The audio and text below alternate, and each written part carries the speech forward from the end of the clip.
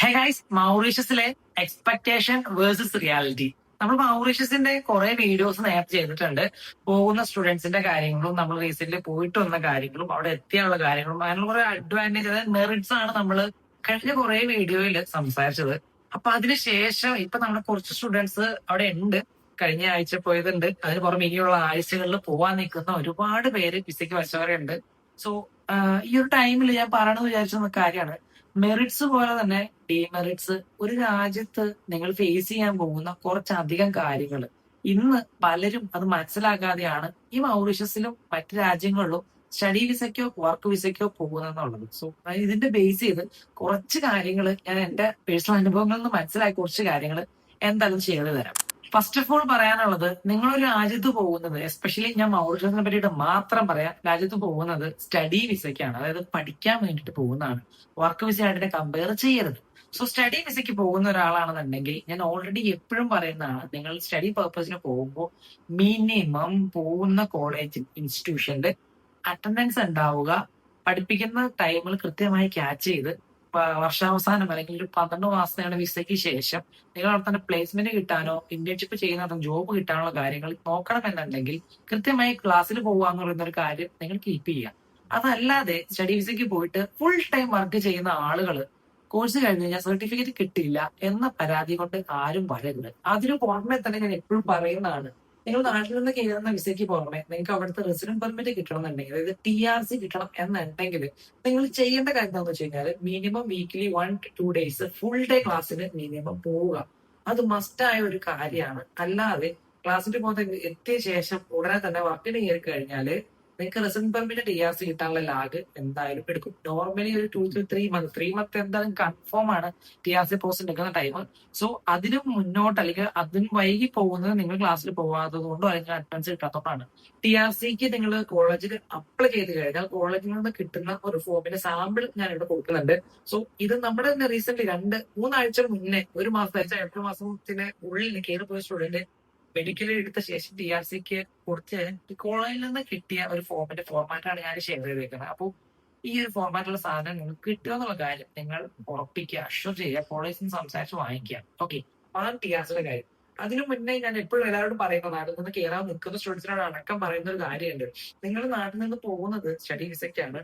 ഒരുപാട് ആളുകളെ നിങ്ങൾ രാജ്യത്ത് ചെല്ലുമ്പോൾ കണ്ടുമുട്ടും. അപ്പോൾ എസ്പെഷ്യലി മലയാളീസിനാണെങ്കിലും ആരെയും കയറിയിട്ട് വിശ്വസിക്കാൻ നിൽക്കരുത്. അതിന് പുറമെ സ്വന്തം കാര്യം സ്വന്തം നോക്കുക. ഞാൻ എവിടെ നിന്ന് പോകുന്ന, അല്ലെങ്കിൽ എയർപോർട്ടിൽ നിന്നാണ് ഞാൻ കൂടുതൽ സ്റ്റുഡൻസിനെ നേരിട്ട് കാണുന്നത്. ആ ഒരു സമയത്ത് എല്ലാവരോടും ഞാൻ പറയുന്നതാണ്, ആരെ കൂടുതലായിട്ട് വിശ്വസിക്കാനോ അതുപോലെ തന്നെ നമ്മുടെ സ്വന്തം കാര്യം സ്വന്തം നോക്കാനോ ഞാൻ പറയുന്നുണ്ട്. എന്തിനാന്ന് വെച്ച് കഴിഞ്ഞാല് ഏറ്റവും റീസെന്റ് സംഭവിച്ച, എന്റെ ജീവിതം സംഭവിച്ച എക്സാമ്പിൾ ഞാൻ സിമ്പിൾ ആയിട്ട് പറഞ്ഞുതരാം. നമ്മൾ കഴിഞ്ഞൊരു ബാച്ചിൽ 20 പിള്ളേരെ കൊണ്ട് മൗറീഷ്യസ് നമ്മൾ പോയായിരുന്നു. നമ്മൾ അവിടെ കണക്ട് ചെയ്ത് മലയാളിയുടെ യൂറോപ്പില് ഒരു വീടെടുത്തു. നമ്മുടെ സ്റ്റുഡന്റിന് താമസിക്കാനുള്ള ഒരു വീട് നിങ്ങൾ കണ്ടിട്ടുണ്ടാവും, സ്വിമ്മിംഗ് പൂളിലുള്ള വില്ല എടുത്തിട്ടുണ്ട്. സോ ആ ഒരു വില്ല എടുത്തപ്പോ നമുക്ക് ഏകദേശം നാട്ടിലെ കണക്കനുസരിച്ച് ഒരു 2-2.5-3 ലക്ഷം രൂപയാണ് ആ ഒരു മലയാളി ആ ഒരു വീടെടുത്ത് അതിനെ മാത്രം നമ്മുടെ സ്റ്റുഡൻസിനെ പറ്റിച്ചത്. സോ അതിന്റെ ബാക്കിൽ നിന്നും നടന്നു. പക്ഷെ ഈ പറയുന്ന രീതിയിൽ ഒരു രാജ്യത്ത് നടന്നൊരു കാര്യമാണ്. അതായത് കൃത്യമായ പ്രോപ്പർ ആയിട്ടുള്ള എവിഡൻസ് ഇല്ലാത്തത് കൊണ്ട് അതിന്റെ പഴി കേൾക്കുക എന്നുള്ളത് മാത്രമാണ് നമുക്ക് ഉണ്ടായത്. അപ്പോ ആരെയും കയറി വിശ്വസിച്ച് കഴിഞ്ഞാൽ, എനിക്ക് പേഴ്സണലി ഉണ്ടായ ഒരു അനുഭവമാണ് ഇത്, നമ്മുടെ സ്റ്റുഡൻസ് ഉണ്ടായ അനുഭവമാണ്. അപ്പൊ അങ്ങനെയുള്ള അനുഭവങ്ങൾ ഉണ്ടാവും. അതുകൊണ്ടാണ് ഞാൻ എടുത്തു പറയുന്നത്. നാട്ടിൽ നിന്ന് ഈ സ്റ്റഡി വിസയുടെ പരിപാടികൾ ചെയ്യുന്ന ഒരു ഏജൻസിയെ സംബന്ധിച്ചോ ഒരു ഏജന്റിനെ സംബന്ധിച്ചോ എനിക്ക് ചെയ്തു തരാൻ പറ്റുന്നത്, നമ്മുടെ സ്റ്റുഡൻസ് കയറി പോകുമ്പോൾ നിങ്ങളുടെ വിസയുടെ കാര്യത്തിലും നിങ്ങൾ കോളേജിൽ എത്തിക്കഴിഞ്ഞാൽ കോളേജിന്റെ കുറച്ച് പേപ്പർ വർക്കിന്റെ സൈഡിന്റെ കാര്യത്തിലും നിങ്ങളുടെ ഒരു പാർട്ട് ടൈം അല്ലെങ്കിൽ അക്കോമഡേഷൻ, ഈ വക കാര്യങ്ങൾ മാത്രമാണ് എനിക്ക് അസസ് ചെയ്ത് തരാൻ പറ്റുന്നത്. അതല്ലാതെ നിങ്ങൾ മൗറീഷ്യസ് എത്തിക്കഴിഞ്ഞിട്ട് ഓരോ പ്രശ്നങ്ങൾ ഉണ്ടാകുമ്പോൾ അതിന്റെ പിന്നാലെ നടക്കുക, അല്ലെങ്കിൽ നിങ്ങൾക്ക് ഞാൻ അറേഞ്ച് തരുന്ന അക്കോമഡേഷൻ ബുദ്ധിമുട്ടാണെന്നുണ്ടെങ്കിൽ അഫ്കോഴ്സ് അടുത്തൊരു അക്കോമഡേഷനോട് അറേഞ്ച് ചെയ്യാൻ ബാധ്യസ്ഥരാണ്. പക്ഷെ ഇത് കണ്ടിന്യൂസ്ലി ചേഞ്ച് ചെയ്ത് നടക്കുക, അല്ലെങ്കിൽ ഒരു ജോലിക്ക് കയറുമ്പോൾ അത് പറ്റത്തില്ല, എനിക്ക് ഇന്ന ജോലി വേണം എന്നുള്ള ക്രൈറ്റീരിയാസ് പറയുമ്പോൾ ഇങ്ങനെയുള്ള കാര്യങ്ങൾ മീറ്റ് ചെയ്യുക എന്ന് പറയുന്നത് എന്നെ സംബന്ധിച്ചോ നാട്ടിൽ നിന്ന് ഓരോ രാജ്യത്തായിട്ട് സ്റ്റഡി വിസയ്ക്ക് അല്ലെങ്കിൽ വർക്ക് വിസയ്ക്ക് അസിസ്റ്റ് ചെയ്യുന്ന നിങ്ങളുടെ ഏജൻസിയെ സംബന്ധിച്ചോ നടക്കണ കാര്യമല്ല. അതെന്താന്ന് വെച്ച് കഴിഞ്ഞാൽ ഈ ബ്രേക്ക് സോൺ ഉണ്ട്, കംഫർട്ട് സോൺ ഉണ്ട്. നമ്മൾ വീട്ടിൽ നിന്ന് പ്രത്യേകിച്ച് ഒരു പണിക്കും പോവാതെ, ഞാൻ വിസയുടെ കാര്യത്തിൽ തന്നെ പറയുന്നുണ്ട്, 18-നും 45 വയസ്സിനും ഇടയിൽ പ്രായമുള്ള 10ാം ക്ലാസ് എങ്കിലും ക്വാളിഫിക്കേഷൻ ഉള്ള ആർക്കും മൗറീഷ്യസിലെ സ്റ്റഡി വിസയ്ക്ക് അപ്ലൈ ചെയ്യാൻ പറ്റും. 100% നിങ്ങൾക്ക് വിസ കിട്ടും. ഇത് ഗ്യാരണ്ടി ആണ്, കൺഫേം ആണ്, വിസ റേഷൻസ് ഇല്ല. പക്ഷേ ഏകദേശം ഒരു 40 വയസ്സായ ഒരു ചേട്ടൻ, എക്സാമ്പിൾ പറയാണ്, 40 വയസ്സായ ഒരു ചേട്ടൻ മൗറീഷ്യസിലെ സ്റ്റഡി വിസയ്ക്ക് വേണ്ടി വച്ചിട്ട് അവിടെ എത്തിയ ശേഷം എന്റെ അടുത്ത് പറയാണ്, എനിക്ക് ലാംഗ്വേജ് ഇല്ല, ക്ലാസ്സിൽ പോകാൻ പറ്റില്ല എന്ന് പറഞ്ഞു കഴിഞ്ഞാൽ എനിക്ക് അതൊന്നും ചെയ്തു തരാൻ പറ്റത്തില്ല. അപ്പൊ നിങ്ങളൊരു രാജ്യത്തേക്ക് സ്റ്റഡി വിസയ്ക്ക് പോകുമ്പോൾ ബേസിക് ഒരു ഇംഗ്ലീഷ് ഉണ്ടാവുക എന്നുള്ളൊരു ക്രൈറ്റീരിയ നിങ്ങളുടെ ഭാഗത്ത് നിങ്ങൾ കൺഫേം ആക്കിയിട്ട് മാത്രം ആ രാജ്യത്ത് പഠിക്കാൻ വേണ്ടിയിട്ട് പോയാൽ മതി. അപ്പൊ അവിടെ നടന്നത് ഒരു കംഫർട്ട് സോൺ ബ്രേക്ക് ആവുക ചെയ്യുന്നത്. നാട്ടിൽ ചിലപ്പോൾ ഒരു പക്ഷേ ഞാൻ കൂടുതൽ കേട്ടുന്നത് നെഗറ്റീവാണ്. നാട്ടിൽ ഏകദേശം 50,000 രൂപ സാലറി ഉണ്ട്, 1 ലക്ഷം രൂപ സാലറി ഉണ്ട്, സ്വന്തമായിട്ട് ഷോപ്പ് ഉണ്ട്, പിന്നെ എന്തിനാണ് ഞാൻ മൗറീഷ്യസിൽ വന്ന് പെട്ടുപോയി. ഒരു പെട്ട കഥ കേൾക്കുന്ന സമയത്ത് ഞാൻ കൂടുതൽ കേൾക്കുന്ന സ്റ്റോറിയാണ്. അപ്പോൾ ദയവ് നാട്ടിൽ നല്ല സാമ്പത്തികമുണ്ട്, അല്ലെങ്കിൽ നാട്ടിൽ നല്ല ജോലിയുണ്ട്, നല്ലൊരു വരുമാന മാർഗമുള്ള ബിസിനസ് ഉണ്ട് എങ്കിൽ നിങ്ങൾ സ്റ്റഡി വിസയ്ക്ക് വേണ്ടിയിട്ട് ഒരു രാജ്യത്തും പോകരുത്. മൗറീഷ്യസ് എന്നല്ല, യൂറോപ്പിൽ ഒരു രാജ്യത്ത് നിങ്ങൾ പോകരുത്. നിങ്ങളുടെ കംഫർട്ട് സോണോടെ ബ്രേക്ക് ആവുകയാണ് ചെയ്യുന്നത്. അതായത് ഇപ്പൊ നമ്മുടെ സ്റ്റുഡൻസിനാണെങ്കിൽ പോലും നമ്മളിപ്പോ അറേഞ്ച് കൊടുക്കുന്ന പാർട്ട് ടൈമിന് അത് ബുദ്ധിമുട്ടാന്ന് പറഞ്ഞാൽ നമുക്കൊന്നും ചെയ്യാനില്ല. നമുക്ക് അസിസ്റ്റൻസ് ചെയ്യാൻ പറ്റത്തുള്ളൂ. നിങ്ങളെ കൊണ്ടുപോയിട്ട് നമ്മുടെ കളർ ഉദ്യോഗത്തിലാക്കി തരാനുള്ള സെറ്റപ്പ് നമുക്ക് ചെയ്യാൻ പറ്റത്തില്ല. അപ്പൊ ഇത് ഇത്ര ഓപ്പൺ ആയിട്ട് പറയുന്നത് നിങ്ങൾ ഓവർ എക്സ്പെക്ടേഷൻ വെച്ചിട്ട്, അതായത് യൂറോപ്പിലെ മഞ്ഞമഴ സ്വപ്നം കണ്ടിട്ടൊന്നും മൗറീഷ്യസിൽ ആരും പോകരുത്. ഇത് എടുത്തു പറയാനുള്ള കാരണം ഇങ്ങനെയുള്ള കുറച്ച് ഡിസ്റ്റൻസ് ഉണ്ടാവുന്നത് കൊണ്ടാണ്. ഇനി കംഫർട്ട് സോണിനെ പറ്റി പറയുമ്പോൾ മറ്റൊന്നായിട്ട് പറയാനുള്ളത് നിങ്ങളുടെ അക്കോമഡേഷൻ എന്നുള്ളതാണ്. നാട്ടിൽ നിന്ന് കീഴ് വിട്ട് മാറി നിൽക്കുന്ന എല്ലാവർക്കും സ്വന്തമായ ഒരു ബാത്റൂമും സ്വന്തമായ ഒരു ബെഡ്റൂമും എന്നത് സ്വപ്നം മാത്രമാണ്. ദയവ് ചെയ്ത് എല്ലാം ഷെയറിംഗ് എന്ന രീതിയിൽ മാത്രമായിരിക്കും നിങ്ങൾ പോകുന്ന എല്ലാ രാജ്യത്തും വരുന്നത്. ഇപ്പൊ മൗറീഷ്യസിനെ പറ്റി പറയുകയാണെങ്കിൽ ഒരു 3 BHK ഫ്ലാറ്റ് എടുത്തു കഴിഞ്ഞാൽ ഒരു റൂമിൽ 2 പേർ എന്ന രീതിയിലായിരിക്കും. നിങ്ങൾക്ക് മൊത്തത്തിൽ ഒരു 6 പേർക്ക് ഒരു റൂമും, 6 പേർക്ക് കൂടിയിട്ടുള്ള 3 BHK കോമൺ ആയിട്ട് വരുന്ന ടോയ്ലറ്റും ബാത്റൂമും കിച്ചണും എല്ലാം കോമൺ ആണ്. അപ്പോൾ അഡ്ജസ്റ്റ്മെന്റ് എന്ന് പറയുന്ന സാധനം ഇത് കംഫർട്ട് സോൺ നിങ്ങളെ ബ്രേക്ക് ചെയ്തിരിക്കും. അപ്പോൾ ഈ ഒരു കാര്യം കൂടി നിങ്ങൾ മനസ്സിലാക്കുക.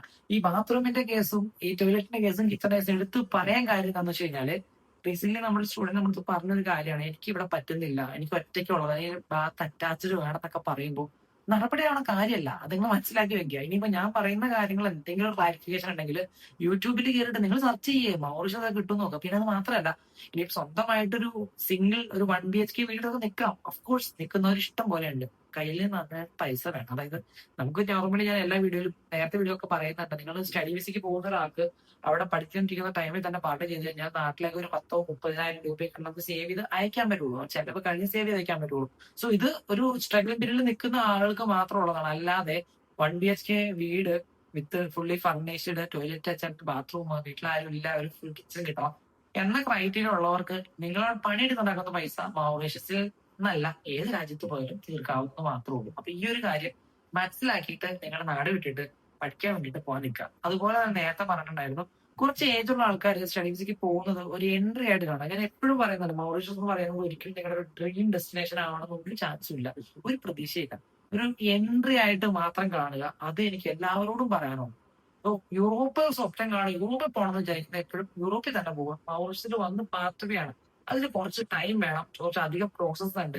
ഇതിനൊക്കെ ക്ഷമയില്ലാത്ത ആളുകൾ എപ്പോഴും ഡയറക്റ്റ് പോവുക, ഇൻഡയറക്റ്റ് ഉള്ള വഴികളൊന്നും ചൂസ് ചെയ്യരുത്. നാട്ടിൽ നിന്ന് പോകുന്ന എല്ലാ സ്റ്റുഡൻസിനോടും അല്ലെങ്കിൽ എല്ലാ കുട്ടികളോടും ഞാൻ എയർപോർട്ടിൽ നിന്ന് ഡയറക്റ്റ് മീറ്റ് ചെയ്യുന്ന സമയത്ത് പറയാറുണ്ട്, മാക്സിമം കണക്ഷൻസ് ഒപ്പിക്കുക. നിങ്ങളൊരു രാജ്യത്ത് നിൽക്കുന്ന സമയത്ത് നിൽക്കുന്ന വിസ വാലിഡിറ്റി ചിലപ്പോൾ 1 വർഷമായിരിക്കും. പക്ഷെ ആ ഒരു വർഷത്തിനുള്ളിൽ നിങ്ങൾ ഉണ്ടാക്കുന്ന നിങ്ങളുടെ പേഴ്സണൽ ബന്ധങ്ങളാണ് നിങ്ങളുടെ ഫ്യൂച്ചർ എന്ന് പറയുന്നത്, ആ ഒരു രാജ്യത്തെ ഫ്യൂച്ചർ എന്ന് പറയുന്നത്. ഞാൻ പലപ്പോഴും പറഞ്ഞിട്ടുണ്ട്, ഈ രാജ്യത്ത് നിന്ന് പഠിക്കാൻ വേണ്ടി പോകുന്ന സമയത്ത് എസ്പെഷ്യലി മൗറീഷ്യസ് എന്ന് പറയുന്നത് തന്നെ ഒരു ഹബ്ബാണ്. ഇനി വരാൻ പോകുന്ന ഒരു ദുബായ് ആണ്. സോ അവിടെ ഒരുപാട് ബിസിനസ് ഓപ്പർച്യൂണിറ്റീസ് ഉണ്ട്. പണിയെടുക്കാൻ പാർട്ട് ടൈമിന് പറ്റുന്ന ആളുകൾക്ക് പറ്റുന്ന ജോലി ചെയ്യാൻ പറ്റുന്ന രാജ്യം അല്ല എന്നുള്ള വീഡിയോ ഞാൻ കഴിഞ്ഞ പ്രാവശ്യം പറഞ്ഞു. പാർട്ട് ടൈം ചെയ്യാൻ പ്ലാൻ ഉള്ളവർക്ക് മാത്രമാണെങ്കിൽ നിങ്ങൾ മൗറീഷ്യസ് ഒന്നും പോകണ്ട, വല്ല യൂറോപ്പ് കൺട്രിയിലൊക്കെ പോവുക, അല്ലെങ്കിൽ UK ഒക്കെ പോവുക. അതാകുമ്പോൾ ഓക്കെയാണ്, ലക്ഷങ്ങൾ ഉണ്ടാക്കാൻ പറ്റും, ലക്ഷങ്ങൾ മുടക്കിയ ലക്ഷങ്ങൾ ഉണ്ടാക്കാൻ പറ്റും. ഇത് ലക്ഷങ്ങളൊന്നും പറ്റുന്നതല്ല. ആ ഒരു കാര്യം മനസ്സിലാക്കുക. കാരണം എന്ന് വെച്ച് കഴിഞ്ഞാൽ നമുക്കിപ്പോൾ ഒരു സ്വന്തമായിട്ട് എന്റെ നമ്മുടെ കുറെ അധികം ഫ്രണ്ട്സ് തന്നെ മൗറീഷ്യസ് 2020 18 പഠിക്കാൻ വേണ്ടി പോയ ആൾക്കാരാണ്. അവര് അവിടെ തന്നെ ഒരു കൺസൾട്ടൻസി ആയിട്ടും ഹോട്ടൽ റെസ്റ്റോറന്റ് മേഖലകളായിട്ടും മാറിയത് അവര് അവിടെ മാക്സിമം കണക്ഷൻസ് ഒപ്പിച്ചുകൊണ്ടാണ്. അപ്പോൾ മാക്സിമം ബന്ധങ്ങൾ കീപ്പ് ചെയ്യുക, ബന്ധങ്ങൾ ഉണ്ടാക്കുക. പക്ഷെ അപ്പോഴും ഞാൻ പറയുന്നു, നെവർ എവർ ട്രസ്റ്റ് എനിവൺ. ആരെയും കണ്ടുപിടിച്ച് വിശ്വസിക്കരുത്. അങ്ങനെ വിശ്വസിച്ചു കഴിഞ്ഞാൽ ഫിനാൻഷ്യലി നിങ്ങളെ നല്ല രീതിയിൽ ആരെങ്കിലുമൊക്കെ പറ്റിക്കാനുള്ള സാധ്യത മൗറീഷ്യസിൽ നിന്നല്ല ലോകത്തെ എല്ലാ രാജ്യത്തും ഉണ്ടെന്നുള്ളൊരു കാര്യം എല്ലാവരും മനസ്സിലാക്കുന്നത് നല്ലതായിരിക്കും. നമ്മുടെ ഇൻസ്റ്റിറ്റ്യൂഷൻ പ്രോഗ്രാംസിൽ വരുന്നത് നാട്ടിലുള്ളതുപോലെ തന്നെ കാണാതെ പഠിച്ചു കുറെ പരീക്ഷ എഴുതി പാസ്സാവുന്ന രീതിയല്ല. ഒന്നാമത് കാര്യം, നിങ്ങൾ പോകുന്നത് ഒരു കോളേജിലെ ലൈഫ് അല്ലെങ്കിൽ കോളേജ് ലൈഫ് കണ്ടുകൊണ്ടാവരുത്. ഇതൊരു ഇൻസ്റ്റിറ്റ്യൂഷനാണ്. ഇൻസ്റ്റിറ്റ്യൂഷനിൽ അവർക്ക് വളരെ അധികം പരിമിതികളുണ്ട് നിങ്ങളുടെ സ്റ്റഡീസിന്റെ കാര്യത്തിൽ. അതായത് കോമൺലി ഡിപ്ലോമ പ്രോഗ്രാം ചെയ്യാൻ പോകുന്ന എല്ലാവർക്കും ഉള്ളത് എന്താണെന്ന് വെച്ച് കഴിഞ്ഞാൽ അസൈൻമെന്റ്സ്, സെമിനാർ, ഈ കുറച്ച് കാര്യങ്ങളായിരിക്കും. പ്രോപ്പറായ അറ്റൻഡൻസും സ്വന്തമായിട്ട് അസൈൻമെന്റ് ചെയ്യാനുള്ള കഴിവും കുറച്ചുകൂടെ മുന്നിൽ സംസാരിക്കാനുള്ള ഒരു ലാംഗ്വേജ് ഉണ്ടെന്നുണ്ടെങ്കിൽ ഈസി ആയിട്ട് 45 വയസ്സുള്ള ഒരു വ്യക്തിക്ക് പോലും പാസ് ആവാൻ പറ്റുന്ന, അല്ലെങ്കിൽ നമ്മുടെ UK ഗവൺമെന്റിന്റെ സർട്ടിഫിക്കറ്റ് കിട്ടുന്നതിന് ഒരു ബുദ്ധിമുട്ടും മൗറീഷ്യസിലില്ല.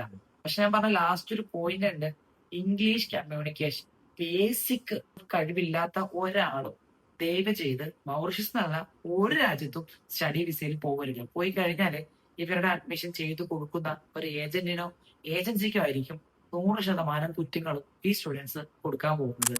നമ്മുടെ സ്റ്റുഡൻസും എന്നോട് വിളിച്ച് പറഞ്ഞിട്ടുണ്ട് കുറെ നെഗറ്റീവുകൾ. അതായത് ഇപ്പോ ഏറ്റവും കൂടുതൽ കേട്ട് തന്നെ, നിങ്ങൾ ആ രാജ്യത്ത് റീച്ച് ആവുന്ന അന്ന് മുതൽ ആദ്യത്തെ ഒരാഴ്ച അല്ലെങ്കിൽ 2 ആഴ്ച നിങ്ങൾ മീറ്റ് ചെയ്യുന്ന ഒരുപാട് ആളുകൾ ഉണ്ടാവും. ഇവര് പറയുന്ന കുറെ കാര്യങ്ങൾ നിങ്ങൾക്ക് നെഗറ്റീവായിട്ട് തന്നെ തോന്നും. അതായത് ഞാൻ ആദ്യം പറഞ്ഞൊരു പോയിന്റ് ഉണ്ടായിരുന്നു, നമ്മുടെ നാട്ടിൽ നിന്ന് നല്ല ഒരു എഡ്യൂക്കേഷൻ MBA കഴിഞ്ഞ ഒരാൾക്ക് മൗറീഷ്യസ് ഡിപ്ലോമ പ്രോഗ്രാം പറ്റുമോ എന്ന് എന്നോട് ചോദിച്ചു കഴിഞ്ഞാൽ ഒരു എൻട്രി ആയിട്ട് കാണാം. അതേസമയത്ത് നിങ്ങൾ അത് പഠിച്ച് ഡിപ്ലോമ പഠിച്ചാൽ രക്ഷപ്പെടുന്നു ഞാൻ ഒരിക്കലും പറയുന്നില്ല. സോ അതുപോലെ തന്നെയാണ് ഇങ്ങനെ നമ്മുടെ നാട്ടിൽ നിന്ന് കുറെ ഏജൻസികൾ ചെയ്യുന്ന കുറച്ച് മിസ്റ്റേക്സ് ആണെന്ന്. അഡ്മിഷൻസിന് വേണ്ടിയിട്ട് എന്തെങ്കിലും പറഞ്ഞ് കുറെ എണ്ണങ്ങളെ കയറ്റി വിടുക, അവിടെ ചെന്ന് കഴിയുമ്പോൾ അവർ വിചാരിച്ച എക്സ്പെക്ടേഷൻ ലെവൽസ് അല്ല കിട്ടുന്നതെന്നുള്ളത്. സോ അത് നമ്മുടെ എക്സ്പെക്ടേഷൻ വേഴ്സസ് റിയാലിറ്റി എന്ന് പറയുന്നതിലെ മെയിൻ പാർട്ടാണ്. അതായത് നിങ്ങൾ സ്വപ്നം കാണുന്നുണ്ടാവും, സോ മൗറീഷ്യസ് എത്തിക്കഴിഞ്ഞാല് വലിയ വലിയ കുറെ കാര്യങ്ങൾ ചെയ്യാന്നുള്ളത്. സോ ഇങ്ങനെയുള്ള കുറച്ച് കാര്യങ്ങൾ മനസ്സിലാക്കണം. നമ്മുടെ സ്റ്റുഡൻസ് തന്നെ ഒരു കോളേജിൽ എത്തിപ്പെട്ട് കഴിഞ്ഞാൽ ഈ പറയുന്ന രീതിയിൽ പല ആളുകൾ ത്രൂ വന്ന ആളുകൾ കണക്ട് ചെയ്ത് സംസാരിക്കുമ്പോൾ നെഗറ്റീവേ വരത്തുള്ളൂ. അപ്പൊ ഞാൻ എല്ലാവരും പറയുന്നുണ്ട്, നിങ്ങൾ വർക്ക് വിസയ്ക്ക് പോകുന്ന എക്സ്പെഷ്യലി പറയുന്ന ഒരു കാര്യമുണ്ട്, നിങ്ങൾ എത്തിപ്പെടുന്ന ആ ഒരു രാജ്യത്തില് മിനിമം ഒരു 2 to 3 മന്ത് ഇത് നിങ്ങളുടെ ഒരു പ്രൊഫഷണൽ പീരീഡ് പോലത്തെ ഒരു പീരീഡാണ്. ഈ ഒരു ടൈമില് നിങ്ങൾ പഠിക്കാൻ നോക്കുക. മാക്സിമം കോളേജ് സിലബസ് അല്ല പഠിക്കാൻ പറഞ്ഞത്, ആ രാജ്യത്തെ പറ്റിയിട്ട് പഠിക്കാൻ നോക്കുക, ഓപ്പർച്യൂണിറ്റീസ് പഠിക്കാൻ നോക്കുക. അതല്ലാതെ കൂടെ നിൽക്കുന്ന ആരെങ്കിലും എന്തെങ്കിലും പറയുന്ന കേട്ടിട്ട് പാതി തൊണ്ട തൊടാതെ വിഴുങ്ങി നാട്ടിലേക്ക് വിളിക്കാനോ ഏജൻസികളെ വിളിക്കാനോ ഏജന്റുമാരെ വിളിക്കാനോ പിന്നെ വീട്ടിലേക്ക് വിളിച്ച് സങ്കടം പറയാനോ നിന്ന് കഴിഞ്ഞാൽ അതിനെ നിങ്ങൾക്ക് സമയം ഉണ്ടാവും എന്നൊരു കാര്യം മനസ്സിലാക്കിയിട്ട് മാത്രം ഈ പറയുന്ന രീതിയിൽ ഒരു രാജ്യത്തേക്ക് പോവുക. ഇനി ഞാൻ പറഞ്ഞ കാര്യങ്ങൾ ഞാൻ പറഞ്ഞത് കേട്ടിട്ട് ആരെങ്കിലും ഏതെങ്കിലും ഏജൻസിയിൽ പോയി സംസാരിച്ച് അഡ്മിഷൻ എടുത്ത് മൗറീഷ്യസിൽ എത്തിയ ശേഷം എന്നെ വിളിച്ച് കാര്യങ്ങളൊന്നും ചോദിക്കാൻ നിൽക്കരുത്. കാരണം ഞാൻ കേട്ടിട്ടുണ്ട്. കാരണം ഞാൻ കഴിഞ്ഞ വർഷം ചെയ്ത ഒരു വീഡിയോ ഉണ്ടായിരുന്നു, മൗറീഷ്യസിൽ പോയിരുന്ന സമയത്താണ് പറഞ്ഞത്. സോ ഞാൻ അതിനകത്ത് പറഞ്ഞത് അവിടെ തന്നെ നടക്കുന്ന കാര്യങ്ങളാണ്. എന്റെ ഈ കാര്യങ്ങൾ കേട്ട് നിങ്ങൾ ഏതെങ്കിലും നല്ലൊരു ഏജൻസിക്ക് സമീപിക്കുമ്പോൾ അവർ അവരുടെ കയ്യിൽ നിന്ന് എടുത്തിരുന്ന കുറെ ബൂസ്റ്റപ്പ് കൂട്ടിയിട്ട് നിങ്ങൾ അവിടെ ചെന്ന് എത്തിപ്പെട്ടിട്ട് ഞാൻ പറഞ്ഞല്ലോ എന്ന് പറഞ്ഞിട്ട് ആരും വരാൻ നിൽക്കരുത്. കാരണം അങ്ങനെ കുറച്ച് ടോക്കുകൾ ഓൾറെഡി സംസാരിച്ചുകൊണ്ടാണ് ഞാൻ ഇതും പറയുന്നത്. അപ്പൊ ഈ മൗറീഷ്യസിനെ പറ്റിയിട്ട് ഇതിനും കൂടുതൽ ഡീറ്റെയിൽ പറഞ്ഞാൽ എനിക്ക് കഥകളില്ല. കാരണം ഞാൻ എക്സ്പീരിയൻസ് ചെയ്ത ഒരാളാണ്, 2 വർഷം പോയി എക്സ്പീരിയൻസ് ചെയ്യുന്നതാണ്. സ്റ്റുഡൻസിനോട് പോയി സ്വന്തമായിട്ട് പോയി കഥകളൊക്കെ പഠിച്ചു നിൽക്കുന്ന ഒരാളാണ്. ഓക്കെ, ഇനിയിപ്പോ വർക്ക് പെർമിറ്റ് നമ്മുടെ കൂടുതൽ നമ്മൾ മൗറീഷ്യസിൽ സ്റ്റഡീസിന്റെ ഒക്കെ എത്ര ഇരട്ടി വർക്ക് പെർമിറ്റ് ആണ് നമ്മൾ ചെയ്തുകൊണ്ടിരിക്കുന്നത്. നമുക്ക് തലവേദനകളില്ല. പ്രോപ്പറായിട്ട് പറയുന്ന വിസയ്ക്ക് വേണ്ടിയിട്ട് ഇന്റർവ്യൂ കഴിഞ്ഞ് കാൻഡിഡേറ്റ് കയറി പോകുന്നു, ജോലി എടുക്കുന്നു, ആ പരിപാടിയോടെ കഴിഞ്ഞു. പക്ഷെ സ്റ്റുഡൻസ് എന്ന് പറയുന്നത് കയറി ചെന്ന ആ ഒരു സമയം മുതൽ ചിലപ്പോൾ 12 മാസവും നമ്മുടെ റെസ്പോൺസിബിലിറ്റി ആയിട്ട് മാറുന്നതിന്റെ മെയിൻ ഫാക്ടർ അവരായിട്ട് ഒരു എഫേർട്ട് പോലും എടുക്കുന്നില്ല എന്നുള്ളതാണ്. റീസെന്റ് ഞാൻ കയറ്റി വിട്ടൊരു സ്റ്റുഡന്റ് ഉണ്ടായിരുന്നു, ഒരു പെൺകുട്ടിയാണ്. ആള് ഫസ്റ്റ് ചെന്ന സമയം തന്നെ നമുക്ക് കുറച്ച് ഈ പറയുന്നത് എല്ലാവരും നെഗറ്റീവ് പറയുമ്പോൾ നെഗറ്റീവ് കേട്ട് വിശ്വസിച്ചു. ഒരാഴ്ച കഴിഞ്ഞപ്പോൾ അതിന്റെ സത്യാവസ്ഥ മനസ്സിലാക്കി. പിന്നെ ആള് ഓക്കെയാണ്. വന്നെത്തിയ രാജ്യത്തിന്റെ പോസിബിലിറ്റീസ് മനസ്സിലാക്കി അന്വേഷിച്ച് നടന്നു. ഫസ്റ്റ് തന്നെ ഒരു മെക്ഡൊണാൾഡ്സിൽ ജോലിക്ക് കയറി. ആ ഒരു ടൈമിൽ തന്നെ ആള് നാട്ടില് ബികോം കഴിഞ്ഞിറങ്ങിയ ആളാണ്. സോ ആൾക്ക് എന്ത് ചെയ്യാൻ പറ്റും എന്ന പ്ലാനിൽ ജസ്റ്റ് ഞാനിപ്പോ ഈ പറയുന്ന സംഭവം എന്ന് പറഞ്ഞു കഴിഞ്ഞാൽ ജസ്റ്റ് ഒരു മാസം കൊണ്ടാണ് ഒരു കഥയാണ്.